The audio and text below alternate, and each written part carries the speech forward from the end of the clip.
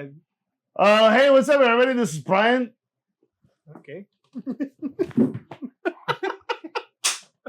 Welcome to Metal Swap Talk.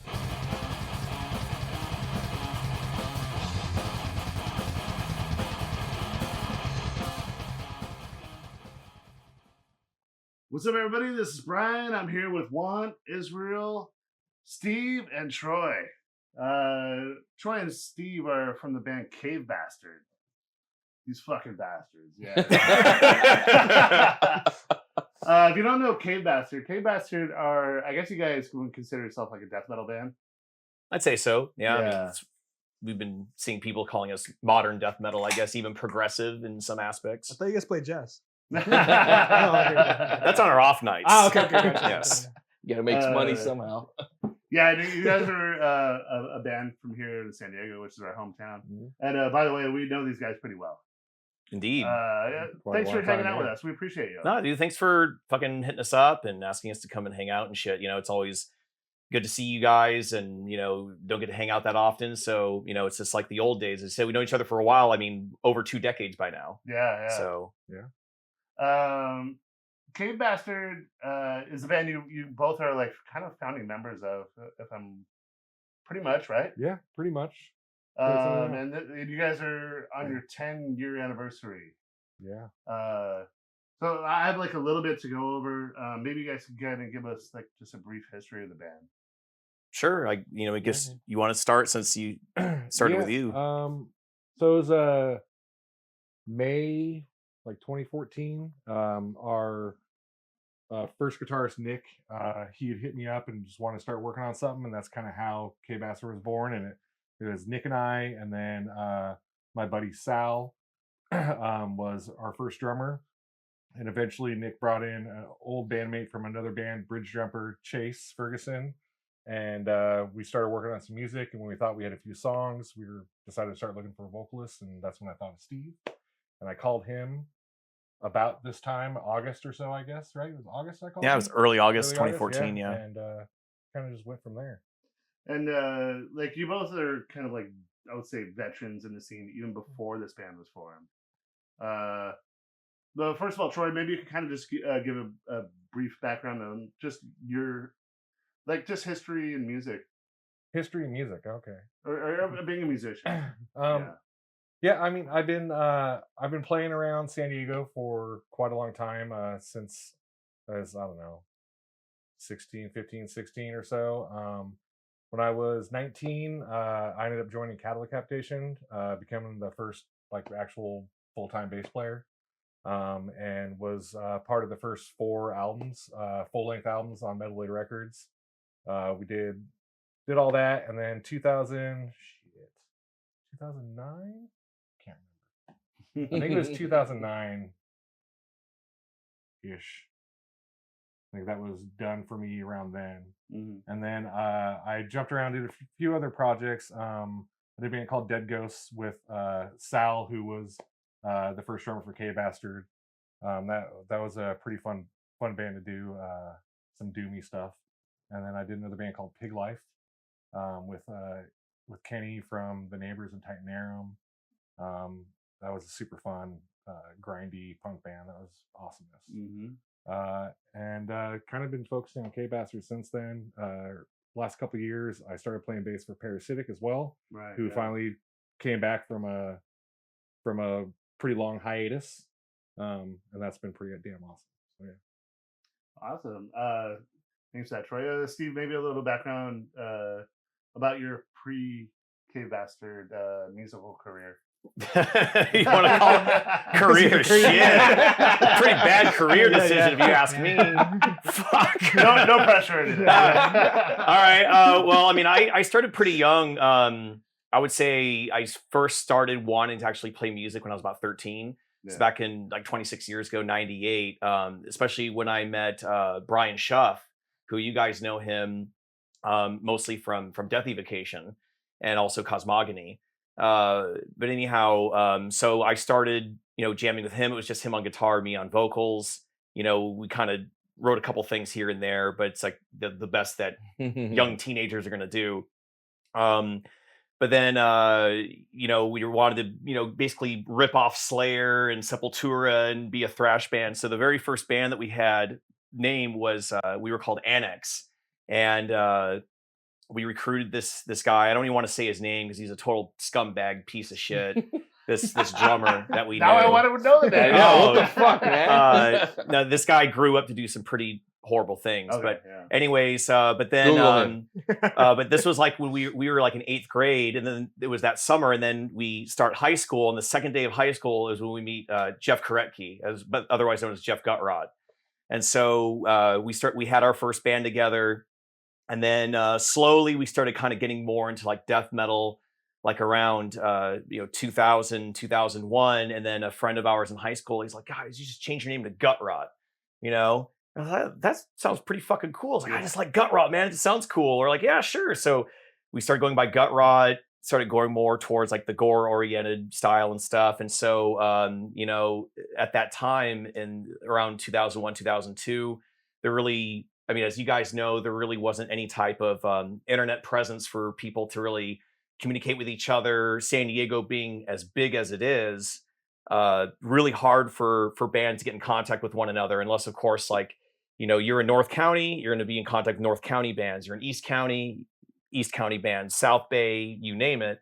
And so, there weren't a lot of death metal bands at that time in the early 2000s. I mean, there was Disgorge, Mortis Terror, I think Gutrot, and then Cattle Decapitation, if you consider at that time death metal, but more of the grindcore, and so yeah, the original lineup of Gutrot went to about 2002.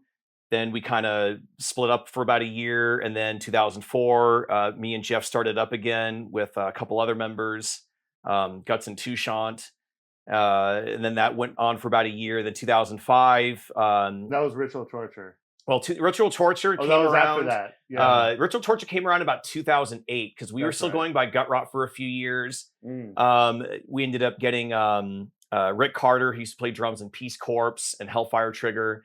And then we got Jesse Jensen from Skeletor, also played in PC Death Squad. And then it was like late 2008, he came up with the name Ritual Torture. And so that made sense to do the change because it was less of like, the whole gore lyrics and stuff like that, and became more of kind of like that blackened death metal and, more about like war and the occult and things like that. Because when people would think Gutrot, they would think, oh, it's brutal death metal. And that turned off some people. Plus also there was another Gutrot from Michigan that started making a name for themselves. So it made sense for us to change our name.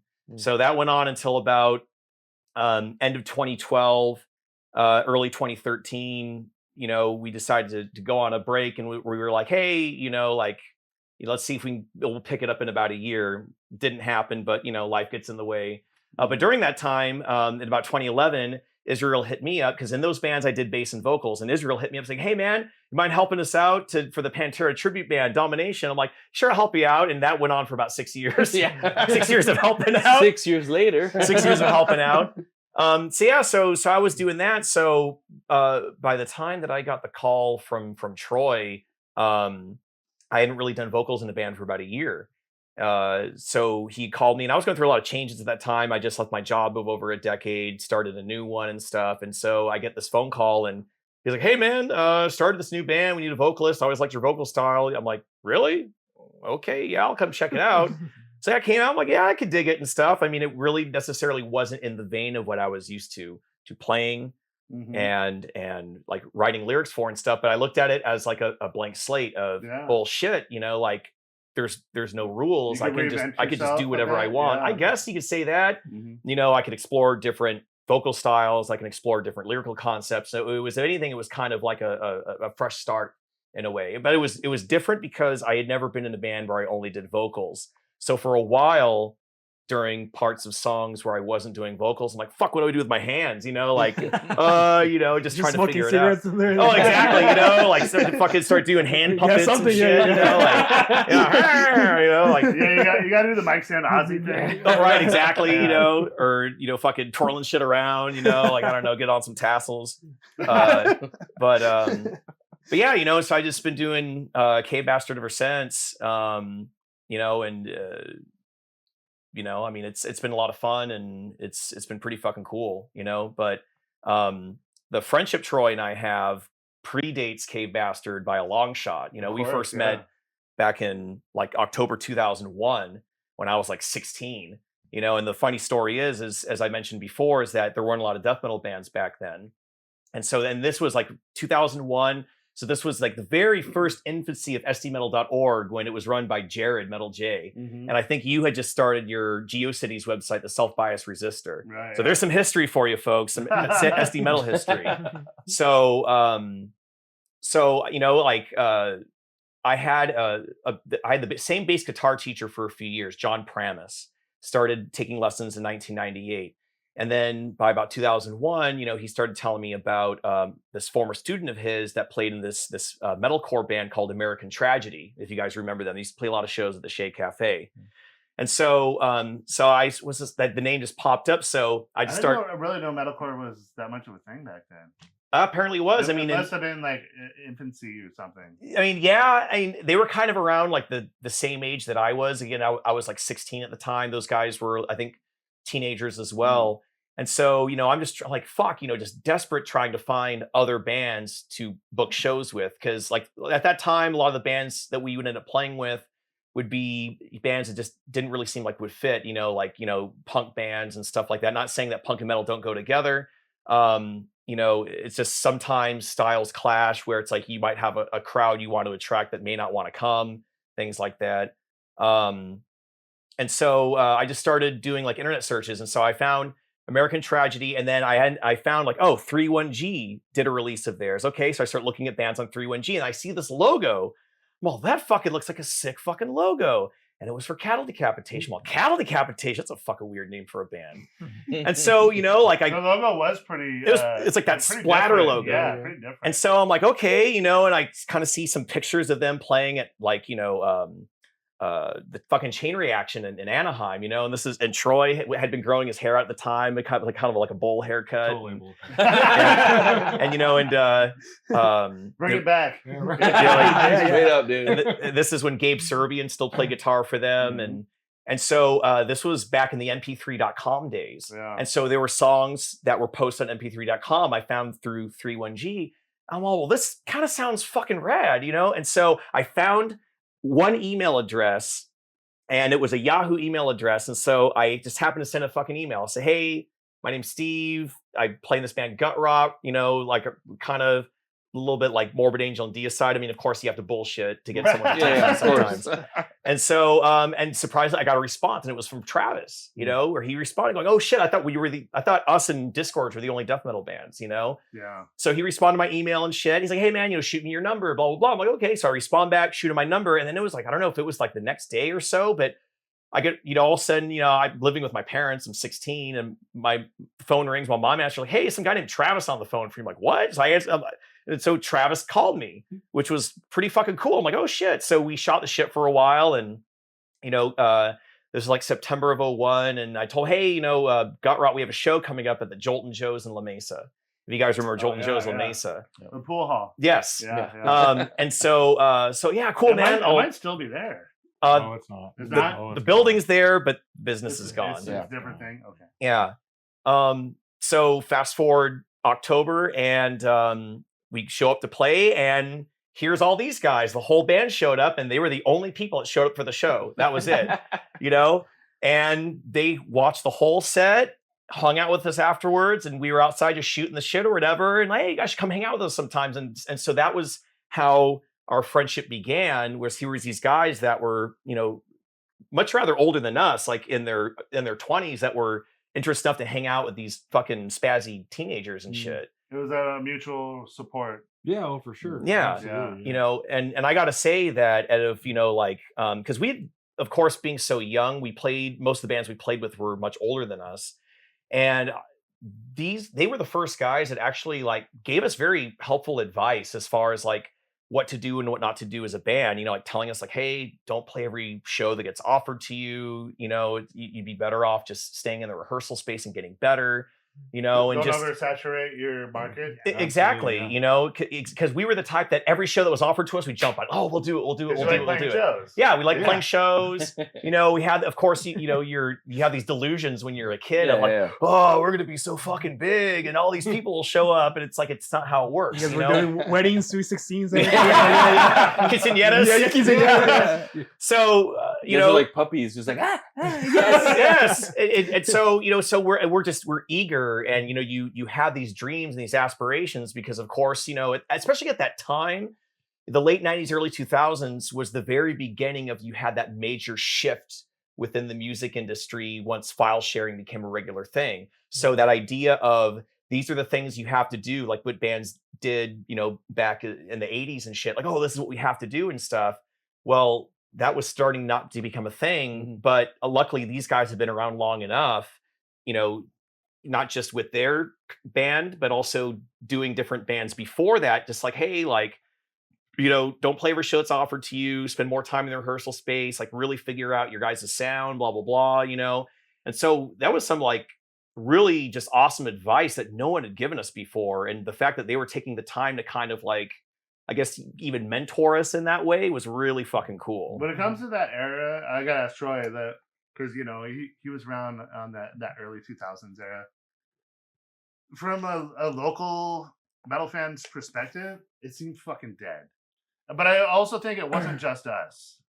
Yeah, It seemed like it was everywhere. I don't think it was just us. It definitely wasn't like it is now, especially not. Like Yeah, it it's is now. crazy right now. Yeah.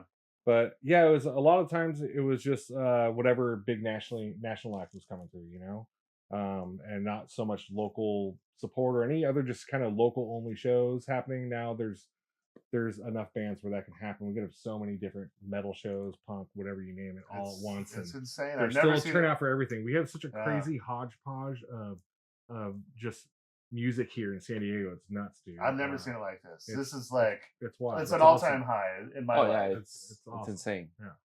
Yeah, there's always something to do now. Yeah. You know, there's always something to do. So now it's like, fuck, I have to pick and choose Yeah. which shows I'm going to go to. You do. Especially it's like if, Yeah. you know, you got a budget to keep and it's like, oh, well, I might be able to go to this show this weekend, but that show next weekend I may not be able to afford it. You know, there's just so much to choose from where before, I mean, but shit, you guys remember how a lot of times San Diego got skipped over. So we'd make the All drive the up to time. Santa Ana, make All the the drive time. up to LA. Yeah. Especially when I was under 21, even shows that did come to town, they were always at Brick. So they're 21 and up. I Or couldn't go. Canes. Or Yeah. Canes. Oh, that's right. Yeah. Canes, Mission Beach. You know, so I made so many trips up to Santa Ana at the old Galaxy Theater, now the Observatory, you know, because at least that was all ages. But Yeah. there are a lot of shows I could not go to. You know, it's definitely has been a big shift into what San Diego has become. Fortunately, I mean, for most of us now that we kind of can pick and choose our shows and you know, be a little picky about them, and everything kind of comes through town now, which is great. Mm-hmm. So it has been a lot better for sure. But back in those days, I can't imagine how hard it was to actually make a show happen and actually have people show up to check it out, especially for a genre like death metal, which is not the most popular, especially around those times. I mean, and even then, you know, because you got to remember that there was a huge shift in the 90s where all of a sudden, like, promoters didn't want to book metal anymore. No. You know, where it was like, metal's dead. Because it's, you know, because at the end of the day, when it comes to booking a show and you're putting an event on and stuff like that, that stuff does cost money. Sure. So it's about ticket sales, about putting asses in seats. And so if they see, hey, metal ain't fucking drawing anymore, they're not going to book it. Plus, like, early 2000s was like holdover from new metal, Oh yeah. you know, and so like promoters just knew that shit was popular, and they didn't want the underground stuff they weren't too interested in. Plus, we didn't have nearly as many venues as we have now. We have a crazy amount. Right, yeah, like all the venues the majority of the venues we did have were the really big ones. Yeah. Which didn't cater to anything underground or even like a mid-sized scene. Like the closest we had was Brick. Yeah. And you know, even that for a lot of the bands was too big, and also 21 up. There wasn't anything really all ages, you know that.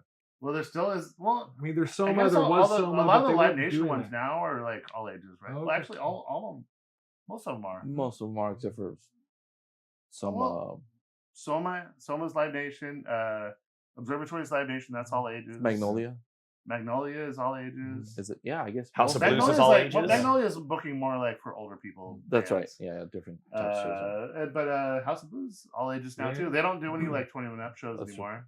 Observatory, stuff like that. So I- it has opened up a lot I think more, they've which is loosened great. up the Yeah. drinking around all age people. Yeah, for sure. Remember like I think it's upstairs only, or something like that. No. Now you can walk around with a beer next to a kid. Just give it to Oh, them, it's- give yeah. it But to them. remember the old Completely Haynes open days, nowadays. You'd have to It's go in a great. separate room. Yeah, Yeah. you were barricaded off. That's like how it You was. were like, off in the back Yeah, somewhere. a lot of Yeah. places in LA were like that too, but they had like, half the room was anyone under, 21, and the other half was, all separated by just, a barricade of some rope or sort. something, Yeah, yeah. some rope or whatever. But For yeah. sure. They've changed it here. So- Yeah. I don't know when that changed. I think the closest we had was Jumping Turtle up in San Marcos, where you could Yeah. actually, that was like one of the first real deal all ages. God, that place alcohol was the and best. alcohol and everything. With alcohol, that yeah. was a great place. That Yeah. was a party spot for sure. That was fucking cool. I mean, especially you guys remember, around that time I lived in San Marcos, so we were just Oh, like yeah. a few minute drive away from that, and we had that Your pool. pad, dude. Yeah. Yeah, so we would party there, and then even when we moved to Oceanside, that house was even bigger. Oh god. Man, the things that went on at that house, it was fucking cool, man. And we would just party. 'Cause Definitely don't want to put a fucking black light there. So No. whoever lives there now. I'm sorry. yeah. I'm sorry. So I mean, we've seen a lot of change in venues. I mean, shit. Remember Club Xanth Yeah. over on 30th Street in North Park? Now it's a Belching Beaver tasting room. Yeah, it is. Yeah, but it's So like if you're on 30th in your Vespa and you see that, actually it was a Vespa dealer for a while too. It was, yeah. That's it why was. I brought that up. But but if you drive down 30th and you see the Belching Beaver, that used to be a venue. yeah, and Club Xanth used to be called the Empire Club Yeah, before yeah. that, and for a while it was mostly like goth nights and stuff like that. But then Dave Lewis was the one that started the Catacombs. Yeah. And he started booking bands, and then eventually, Dusty Mulkey took that over. And I saw Nunslaughter there. Yeah. Fucking Abigail from Japan. Yeah. Skeletor played there. Gutrot played there at least twice. Yeah. Cattle Decapitation, Yeah. Disgorge, Stormbringer. It actually had a cool stage and vibe. Like Cool if- stage, there's that Yeah. record store out front. Yeah. Oh man, what the hell is it called? There's such a great record store that was right Yeah. out in front of here. You saw So a lot cool, of couldn't hardcore remember. Dude, it was a stuff. great place. Yeah. What's that? Yeah, right. Yeah. That was a great spot. It was. And Yeah. you'd kick it in the church across the street and drink. The Covenant, they call it. Yeah, the Covenant. Yeah, I remember Yeah, that. and like anyone that's familiar with North Park now, I mean, it's like, over the last decade or so, it's kind of hipster central. There's like all these breweries there and all these bars and all this other stuff. But back then, it was a pretty seedy It neighborhood. was pretty bad. Yeah, Yeah. I It was mean, awesome. There was no bars up and down the street. no, No. there was plenty of streetwalkers walking up and down, pretending to be on their cell phones, with their pimp kind of following Yeah, behind yeah, them, like sure. a block away. Yeah. And for me, I was going down there when I was like 16, 17, driving down from fucking Oceanside. For the you know? streetwalkers or for Can it be both? Yeah. Yeah. Little both, right? Yeah. So yeah, it's just it's so crazy how far things have come, and a lot of it has to do with the community that was built. And so it started with building the community, then the demand for more shows came. It's like, oh shit, this community. And it was thanks to you and Jared for you guys by chance just putting your heads together. And he already had the original sdmetal.org. And so Brian, you were already handy, building websites, and you were eager to contribute. And so you guys were like, hey, let's just combine resources, and combine our efforts. And Yeah, Wi-Fi. Yeah. and so that was just like, and so that was the beginning. And so it's thanks to you why so many of us met each other and became friends, Yeah, I mean, it gave back to me is just as much. So Yeah. Yeah. I mean, honestly, like I would say the biggest thing that I've gotten from doing this music and being a fan of this music and being involved in any way, shape, or form is the friendships that Sure, that yeah. I've made. same here. Like You I know know? I've been known both of you guys for a long time. Dude. Long fucking time. And it's even if I don't see either of you guys for maybe like 6 months or a year, just you pick up where you left off. Yeah, Exactly. Yeah, it's like And no yeah. time is conspired alone. Yeah. Yeah. And that's where true friendships are. I mean, Sure. I remember, I think Israel, the first time I ever met you, I think was at the Voodoo House in TJ, Rise. I think it was like Rise, Infinitum Obscure, and I forgot who else played. And you had short hair back then. I think so. Yeah. Yeah. You know, so I that's how long I've known you. You know, I mean, your hair, you know, you may not be able to see on the camera, but your hair is really, really long. My hair's falling out already. You know, but it's like, you know, I mean, I wasn't there for it, but you know, I think it was Christine Darlingos at the very first kind of like SD metal gathering. She showed up with the whole "Hello, my name is" name tags and slapped it on everybody, and everyone wrote their name down. Show at Canes. Okay, there you go. Yeah, I wasn't there for that, but I think there's pictures that still exist from that. Yeah, somewhere. Yeah. And it was a lot of us none of us met each other, but like maybe chatted a little bit on the forum online. Yeah, on the forum. Which, back when that was still new. I mean, fuck. Yeah, now it's like the only way people meet, pretty much. Well, now I mean, forums are kind of a thing of the past. Now it's all about social media and all that. But it's at least with the forums, it was like, I don't know what anyone has commented at all until I get home and get on my computer. You know, smartphones were not a thing. Tablets were not a fucking thing. Apps, forget about it. You know, it was on your computer because people would just walk around and like not know what's going on the site until they got home. Exactly. You know, and so that was pretty cool because so sometimes you'd see like those flame wars go on between, you know, different members of the forum and shit. And just like, oh, like what's gonna happen next? And it's like you go to work, like, oh man, I wonder what's gonna happen. Who posted what when I get home, you know? And when I worked at Blue Mania, I would like sometimes like see somebody talking shit on the forum, but that person would walk in and not know like what shit's being talked about them, and I'm watching them like search your CDs while people are talking shit.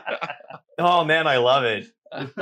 Man, that shit was just wild and crazy back then. It was pretty Wild West. But you know, but it's like the beauty at that time too. You know, it's like how everything was just so new and the friendships were brand new and everything like that was just because every scene will eventually have its drama, but there was no drama. It was self-regulated. You know, it was self-regulated, but it's like you could invite everybody in the scene and no one's going to, you know, have a problem with it. It's going to be, everyone's going to be getting along, hanging out. It's all about the music. We're all having fun, you know, drinking beers. Because there was so few of us. Exactly. Yeah. Exactly. You know, and the thing is, like, especially people outside of San Diego don't know how huge San Diego really is. I mean, if you look at landmass, the city of San Diego is actually the biggest city in the US as far as landmass goes. And the county is fucking huge. Yeah. And so, you know, as I mentioned before, it's like, you know, if you live in North County, you're going to know what's going on only in North County for the most part. Yeah, you're definitely kind of in your own bubble. Yeah, you're off in the sticks.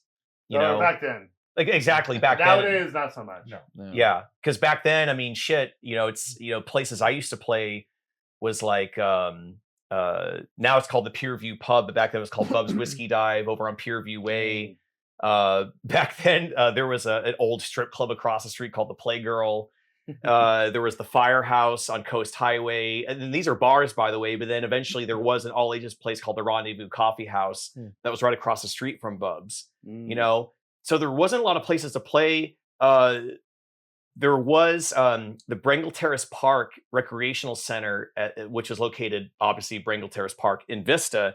They used every Friday they would host all ages shows, and it was mostly like bands that were high school bands. You know, whether it was punk, ska, metal and stuff. And it was cool because it was 3 bands for $3. Wow. You know, so that was how I got my first taste.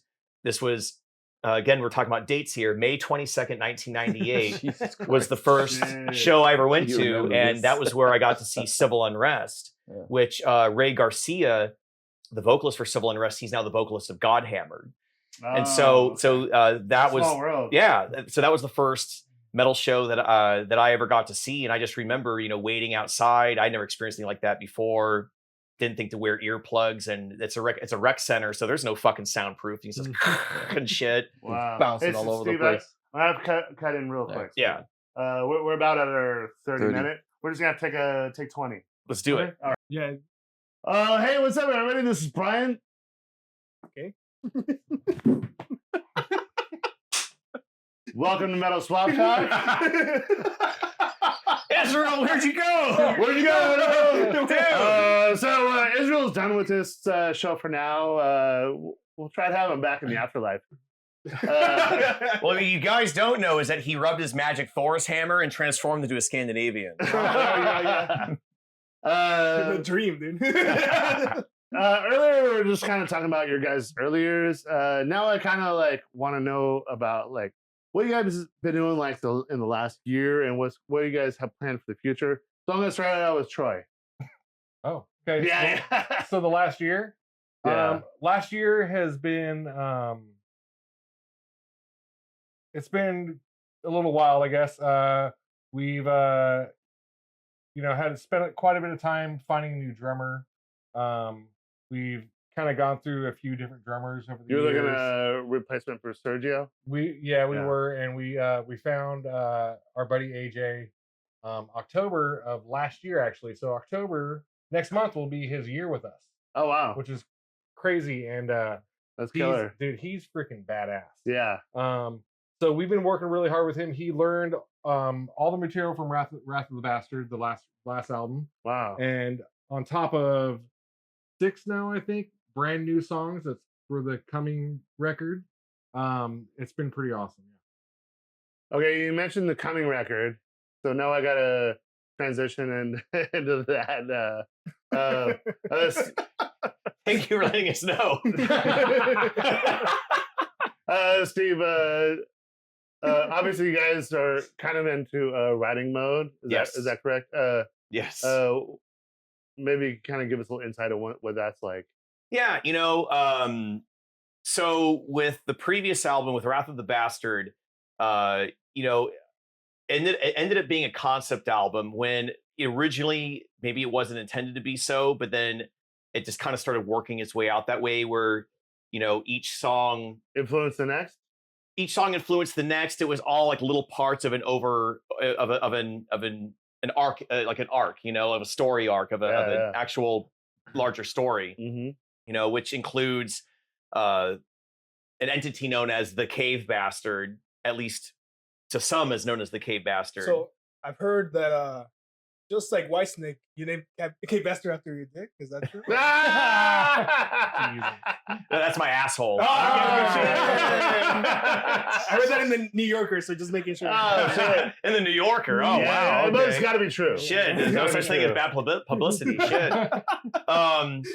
So it basically this entity is created by all of the chaos and violence within the universe. Also includes the hatred between different species, not just limited on Earth, but any other life that might be out there. So it's just all that negative energy becomes a physical amalgamation of a being that, doesn't seem to be malevolent, but just is, and just essentially destroys. And so that was the overarching story behind Wrath of the Bastard. Where I take inspiration lyrically, a lot of the stuff comes from real life, and that's not just with Cave Bastard, but also from several other bands that I did. And throughout this band's history, each of us, we face challenges. The band itself has faced challenges. And a few years ago, one of my best friends passed away, and so one of the things that started coming to mind was that, hey,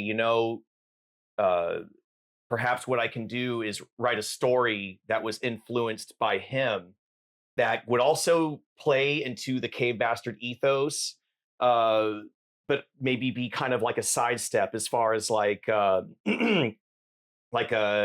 agent of the Cave Bastard or anything in that particular matter. And so the theme of this next release, each song has its own theme, where it was mostly inspired by my friend, and we used to play Dungeons and Dragons together and video games and just get immersed in all these different types of like fantasy stories, whether it was movies or books and things like that. And so like that is the inspiration. You're inspired a lot by the fantasy. Yeah, exactly. And by what we experienced together through our friendship. And so if anything, it's kind of like an appreciation letter to my friend. And so, it's like from beginning to end, it's, perhaps the story that maybe I would like to have seen played out more of his life, because it ended so early and tragically. Sure. But at the same time, it's not directly related to that. but it's inspired by it. You know, do you think like your major inspiration for this is like kind of putting yourself like back into your child train of thoughts and like just try to like imagine things like you used to? Like we don't all imagine things like we did when we were kids, right? I don't.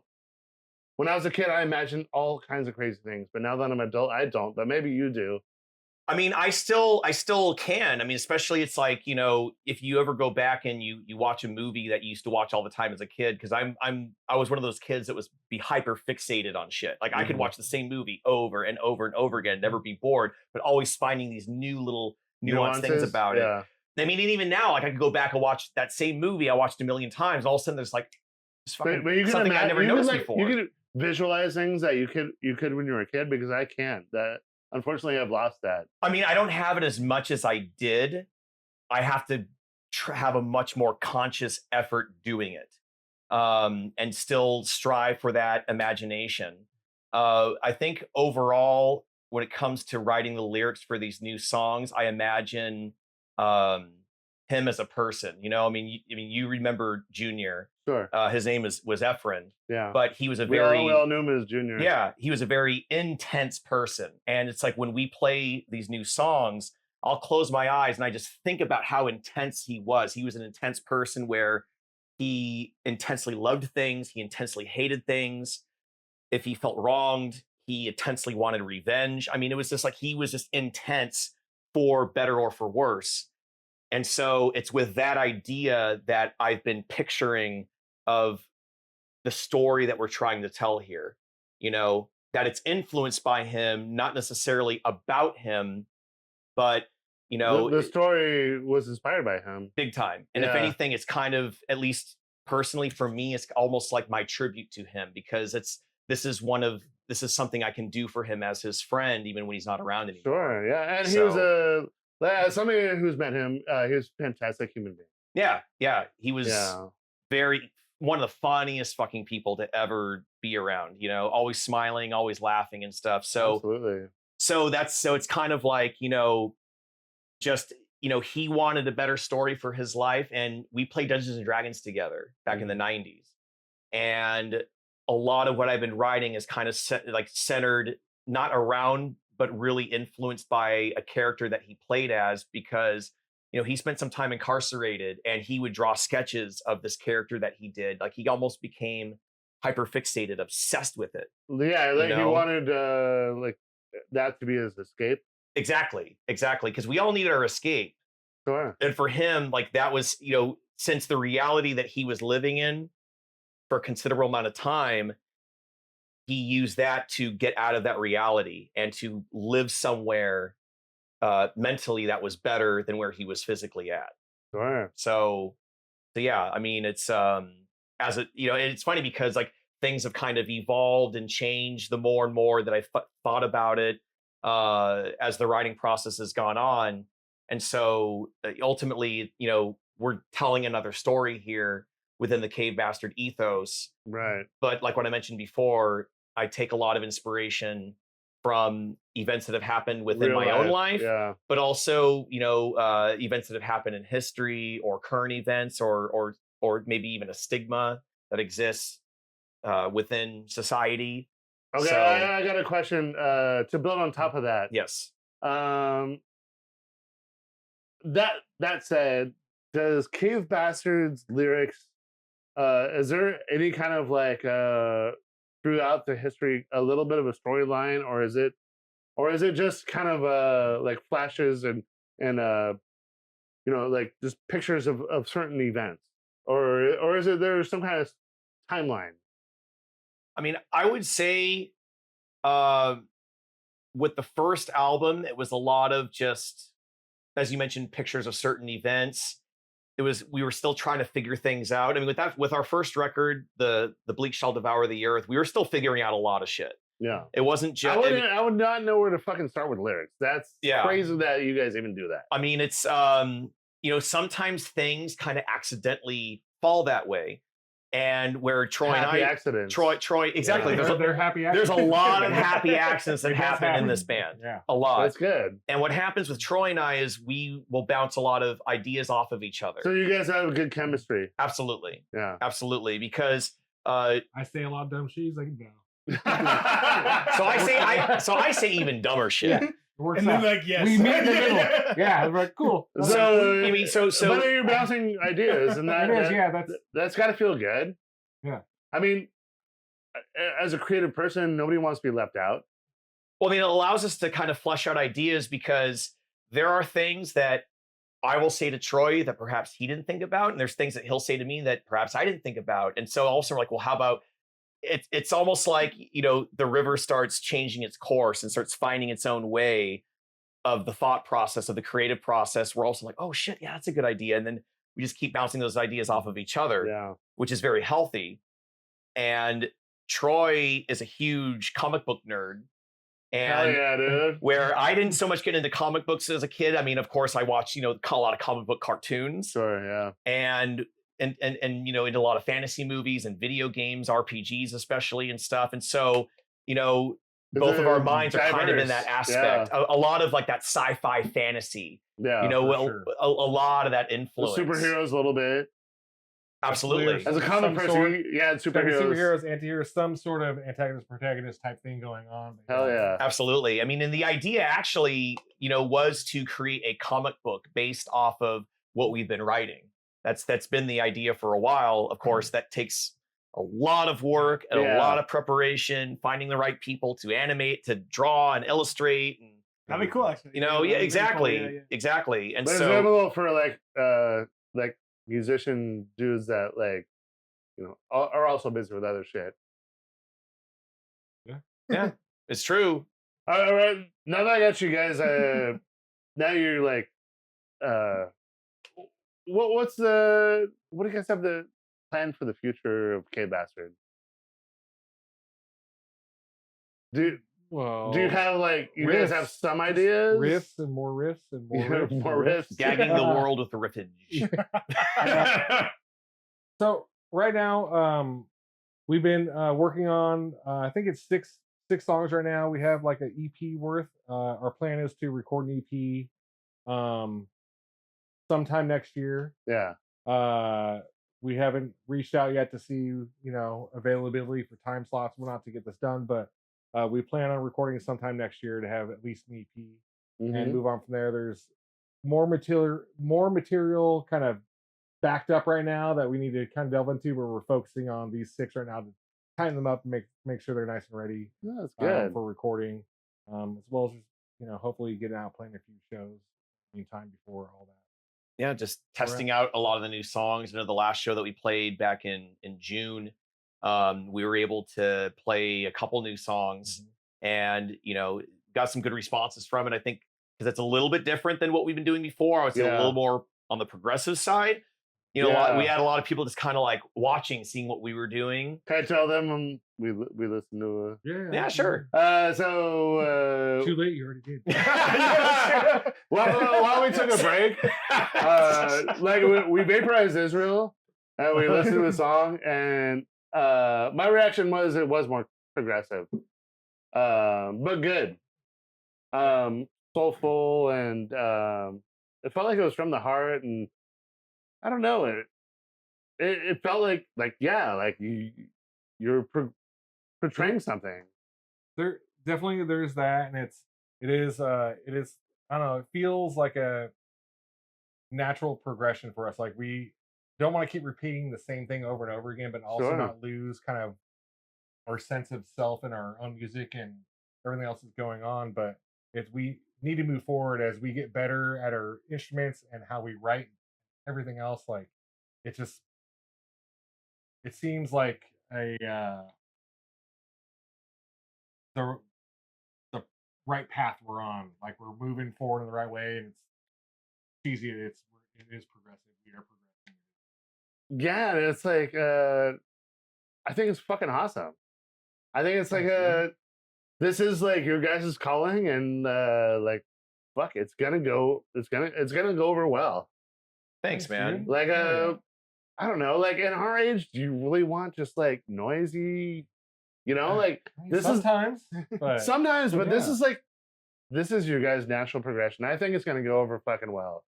Yeah, Thanks, we're man. not trying to force anything to happen. It is just No, how it is, like, Yeah, and it sounded and awesome. why fight it? It's like, oh, this is what it was last time. It's like, so what? Yeah. Keep going. Like, we didn't turn into a pop punk band all of a sudden. No. We're still an extreme. That's the next album. Exactly. Exactly. We're still an extreme metal band. Like we're still doing that and trying. It's like we're not trying to push their boundaries of metal or anything. It's just our own boundaries. Like it's coming naturally. We're riding above our caliber and then putting more into that and being better. Like it's awesome, and I can't wait to hear it. It's I think it might be your guys' best work.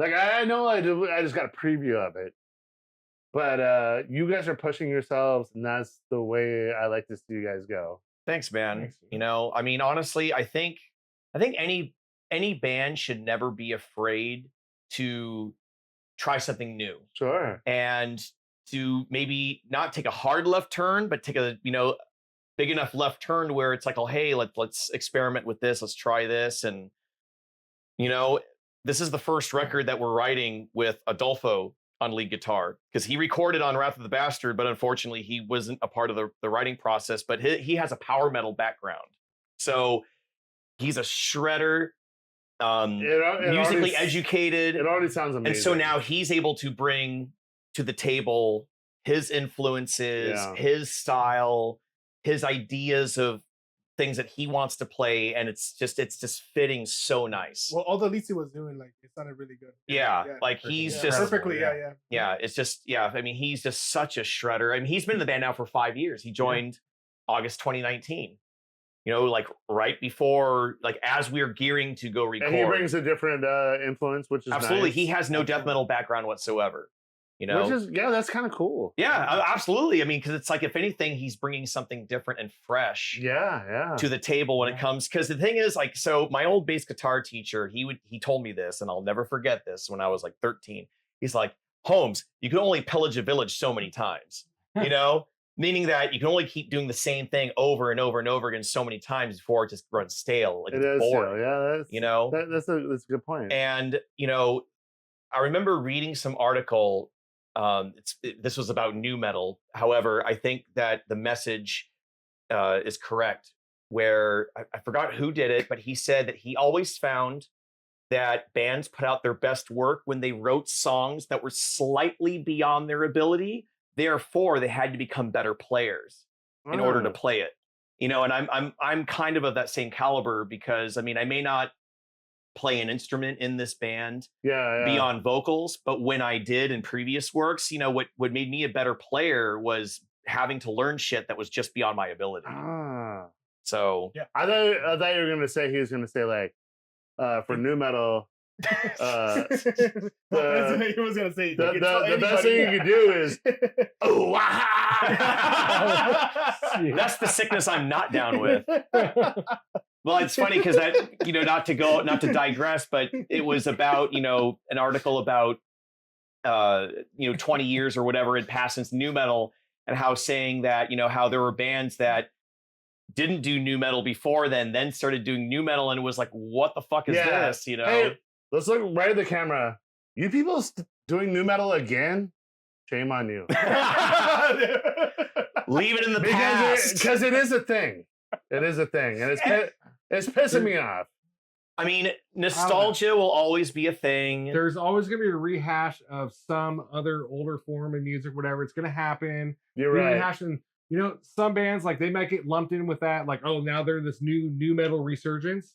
And it's like, oh, I guess I hear some of that, but that's actually great. Like, what they're doing is great. It's pushing the boundaries still. It's maybe rehashing some old death metal band or some old new metal band, but they're putting their own spin on it, modernizing it. No, I'm into that. I think new metal it's great like, for all of music. Like, we need to keep pushing and expanding that as much as we can. Yeah, like, you know what? Like, I guess don't ignore the influences, right? No. I think you're right.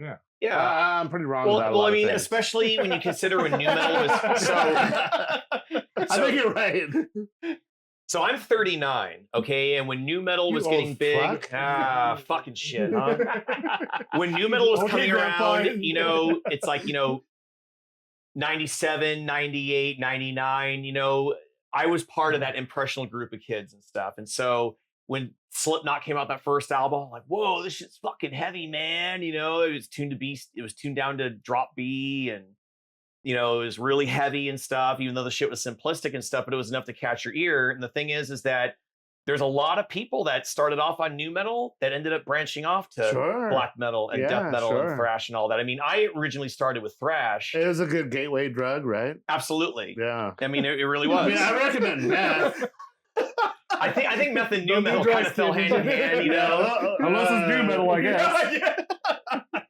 So, hey kid, don't do new metal, but do meth. oh no. Don't do that. Don't listen to that guy. All right. You know, I mean, bringing up new metal. I mean, honestly, out of all the bands, I mean, obviously, everything will have its resurgence. It always does. It Whether does, it yeah. was whether It it really was does always circle back disco, around, whatever. Yeah.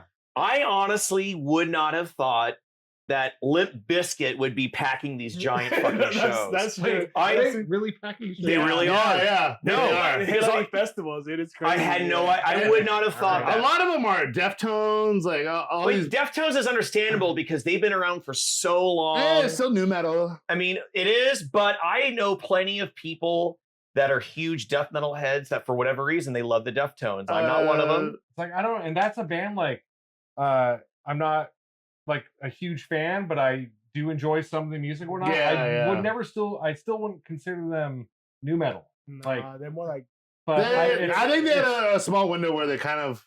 Were, I guess but the yeah. overlap. I can understand the overlap somewhere Yeah. there, but I don't know. Like, Yeah. that's, But you yeah, know, it's totally different. I agree it's a with you. weird Yeah, thing. yeah, It's like yeah. there's a band like the same area as them, like called Far.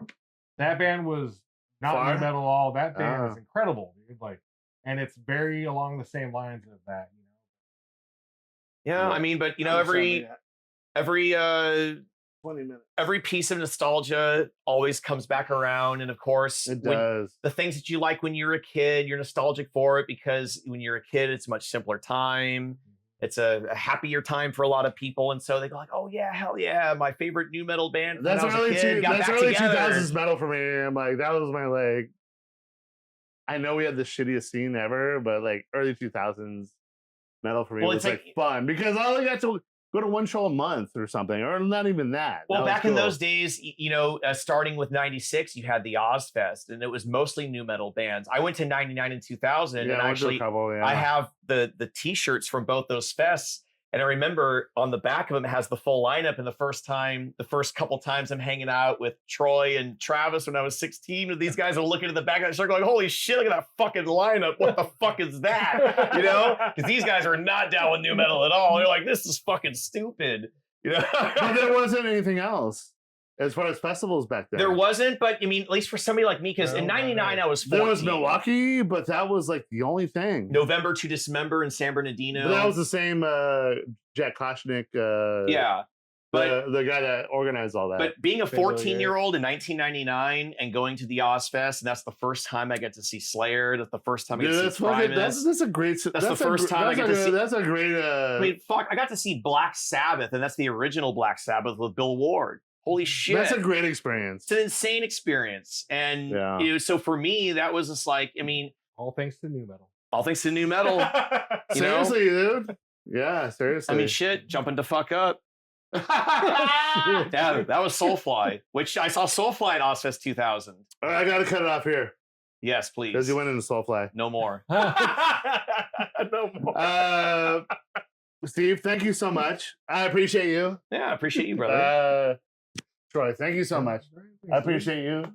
Thank you, Juan. Oh. Thanks for hanging out. I appreciate you, Juan. Yeah. Oh, Oh, Troy, I appreciate you. yeah. All right. Doctor?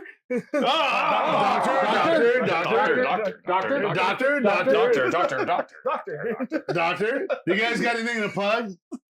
You got any shows or? No, we have nothing currently lined up. That's media. right. So we caught you at the right time. Pretty much, yeah. Yeah, I mean, Bandcamp, social media, anything?